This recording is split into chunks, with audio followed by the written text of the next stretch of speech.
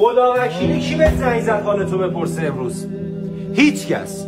یعنی هیچ کس براش مهم نیستش که تو مردی یا زنده ای. انقدر سعی نکن آدم خوبی باشی برای بقیه، چون تهش اینه که فقط براشون تکراری میشی یه آدم نچسب، آدم بده. تکلیف مشخصه، منم درکت میکنم که نمیتونی قبول کنی، ولی خدا وکیلی نگاه بنداز ببین چه راحت دلتو میشکنن. اونا فکر میکنن فقط همین یه لحظه است، ولی نمیدونن تو به خاطر یه حرف اونا ممکنه چند وقت بشینی بهش فکر کنی، به خاطرش اشک بریزی، درد بکشی. اونا اینا رو نمیفهمن.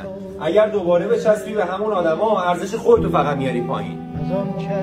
نمیگن دمش گرم با معرفت بود، معرفت اصلا وجود نداره از نظر اونا. 1% کاری که تو براشون کردی اگه اونا در حق تو میکردن الان وضعیت این نبود، چون فقط یاد گرفتیم برای آدمی که داره بهمون بدی میکنه خوبی کنیم، بلد نبودیم مثل بقیه باشیم. ای آدم خوبی باش، آدم خوبی باش برای بقیه، هرچی در حقت بدی کردن تو نبین. الکی نمیگن جوری رفتار کن که هیچ عزیزی برات باقی نمونه.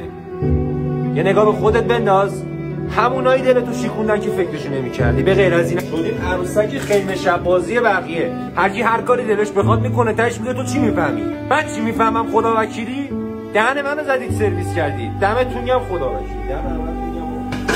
اگر با حرفا موافقی و واقعا دنبال یکی هستی که بدون هیچ منتی درکت کنه، من اینجام، چون به جرئت میگم تنها کسی هستم که حرفایی که به من میزنی و هیچ وقت قرار نی بکوبونم تو صورتت، هیچ وقت قرار نی این کارو بکنم، چون خودم دیدم بقیه چجوریه. مراقب خودتون باشید.